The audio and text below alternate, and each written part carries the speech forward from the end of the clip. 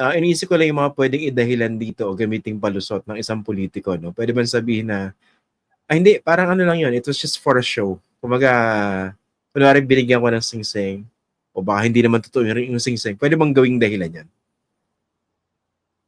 It's a matter of proof na, no? But kasi, di ba, parang your initial reaction is the right, the law gives emphasis to that, no? So, yung initial na, nung binigay yung ring, ikaw naman, di ba, nakaupo siya noon. Nagwa-wine. No, nagwa-wine. Yung wife mo nagsisigaw. Diba? So, the first, your reaction proves that it's a valuable ring.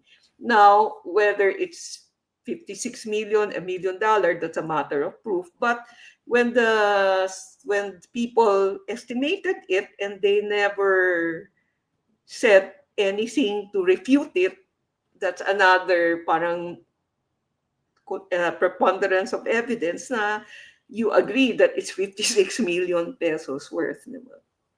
Kasi tinitingnan ko, no, nakadeclare sa kanyang SALN, ni Jesus Escudero, jewelry and other personal properties, various years, yung acquisition, ang value na nilagay niya rito, nasa 4.9 million pesos.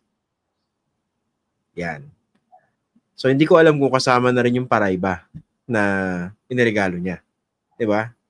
Yun ang hindi pa natin alam eh. On the watches that he has, it's kulang pa rin yung 4.9, diba?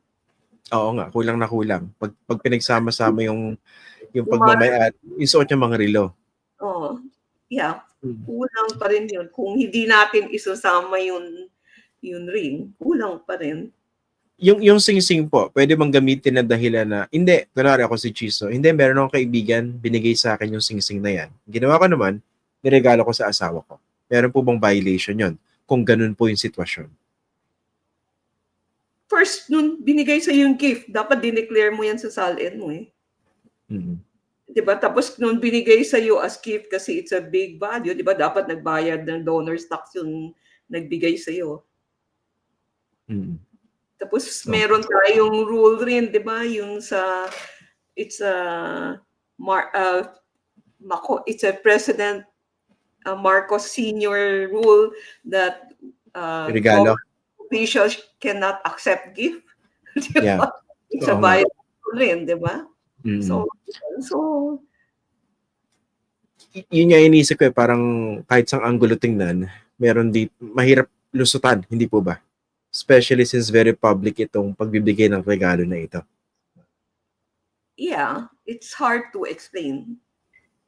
Tanungin ko po kayo, no, bilang isang dating BIR commissioner, kung kayo po yung mag-iimbestiga dito sa SALN ni Cheese, ano yung mga tututukan nyo? First, alam nyo, hindi ko siya maintindihan bakit 18 million dineclare lang niya, no? Kasi he's been a congressman, he's been a senator, he's been a governor, and I'm sure he has all this salary, no? So when you try to compute, I would think that his income tax return and the income he had, the legitimate income that he had earned would support a higher SALN. So first, kaya ako nagulat ako na bakit ganyan yung SALN niya, no? Kasi parang hindi ko alam sino nag-prepare para sa kanya nung SALN niya. Parang, saka another thing, remember, meron siyang excess campaign donation na nagbayad siya ng income tax. It's 9.9 million pesos. No? So, di ba? Ibig sabihin, diba? Hindi ko maintindihan bakit ganyan yung ginawa nila sa SALN niya. No, sige, pwedeng paki-explain ng konti. Nga, pero paano yung hahabulin yan? Kung ito yung kanyang dineclare. So, how would you start?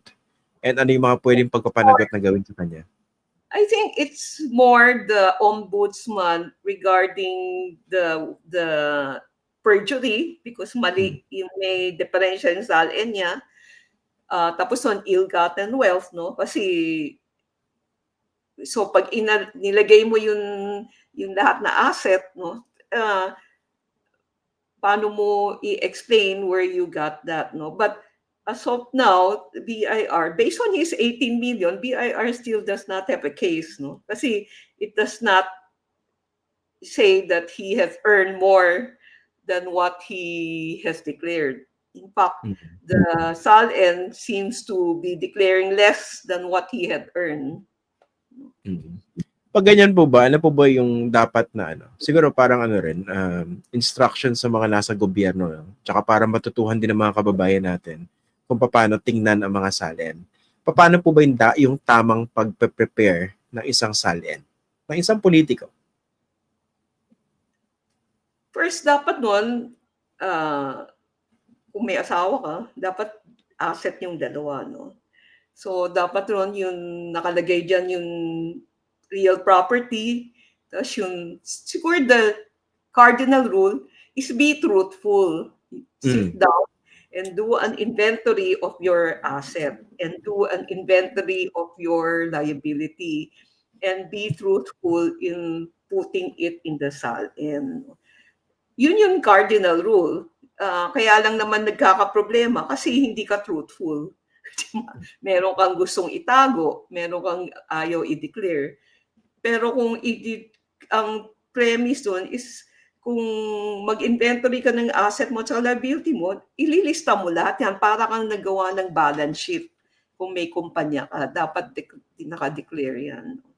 Ito po example, para din maintindihan ng mga kababayan natin. Kunwari yung politiko, yung kawani yung government official, merong hinuhulugang bahay o nakautang sa bangko. Kunwari sabihin natin 20 o 50 million yung property. Ano yung declaration nun? Ano po yung entry nun sa SALN? Is it an asset or liability? No, so he has two entry, no? One, he has a cash. One, he has land, house, and lot. Most probably kasi bumili siya ng bahay. Na magkano yung sabi mo? Yung house and lot? Sabihin natin 50 million kasi yung 20 million house masyado mura para sa politiko eh. Baka ma-insulto sila sa example ko. 50 million, sige po. So, nasa house and lot, nakalagay dyan yung acquisition cost mo na 50 million. Nasa liability mo, meron kang bank loan. Tapos lalagay mo dyan kung magkano na yung loan mo sa bangko, no? So, yan yun how you report it, no? Of course, you report also your cash in bank. So, mag-inventory ka ng kotse mo, kung ano yung acquisition cost, anong year, tapos yung mga jewelry mo, mga investment mo sa stocks, painting, jewelry, yun, yung mga ganyan. So yung kunwari, meron silang kotse, is that an asset or liability? Kunwari, hinuhulugan pa yung kotse. So magkakaroon siya ng dalawa. May asset siya ng kotse, assuming Land Cruiser siya, di ba, 5.86 million. Di nakalagay dyan, car, Land Cruiser, 6 million. Tapos car loan, so kung magkano yung car loan mo, kunyari, 5 million. So nakalagay yan sa liability mo, may car loan ka na 5 million. Kasi pag tinitingnan ko ibang kotse ng mga politiko, as declared in their SALN, parang bigla ako naawa sa kanila. At parang ganito lang yung kotse nila, parang taliwas nun sa nakikitang minamaneho nila, no? Hindi ba? Parang biglang naging luma yung mga sasakyan eh. Pagdating sa SALN. Pero in reality, minamaneho hindi. Hindi po ba? I mean, generally, di ba? Yan ang totoo eh. Yeah. Siguro yung mga hindi mo maitatag, I'm not teaching people how to the SALN, but yung mga ginagamit nyo, siguro dapat you should be truthful in putting it in your SALN kasi madali yan i-check. So kung ikaw nagmamaneho ng Land Cruiser 2025 model, LC300, dapat nakikita yan sa SALN mo. No? Pwede bang gamitin? Sige, pwede po bang, hindi ba minsan sinasabi nung, alam ko ginagawa ito ng mga politiko, hindi, pahiram lang sa akin yan, ng kaibigan ko. Pinapagamit lang. Alam mo, there's a concept of beneficial ownership. So, this is now a matter of proof. So, pupunta ngayon tayo sa ikaw yung gumagamit. No? So, balik na naman tayo sa gift. So, kung pinapagamit sa'yo, di may violation ka pa rin kasi bawal tumanggap ng gift. Tsaka walang value dun sa PD ni President Marcos, basta gift. No matter how much the gift, there's already a violation. Okay. So, ibig sabihin talaga mahirap makalusot kung pagaganahin na paiiralin yung batas o yung mga patakaran dito sa mga public officials. Ayan. Lastly, ano po ba yung mga leksyon na pwede nating ibahagi pagdating dito sa dinideclare na assets and liabilities? Ano mo, Ano yung mga, tinignan yung mga SALN na inilabas, no? I think there's a violation also of the spirit of the law and the law itself. Bakit nyo nire-redact yung details nun asset?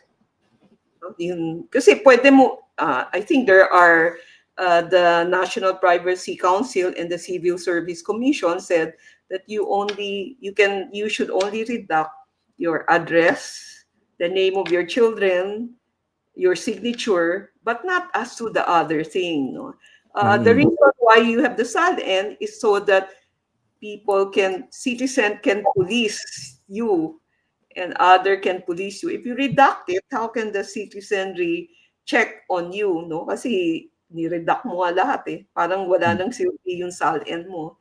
No? So yun parang, di ba? Nag-release pa kayo. Ni-redact nyo naman lahat. Ano naman silbi nun for good governance? Parang nawala yung purpose ng good governance.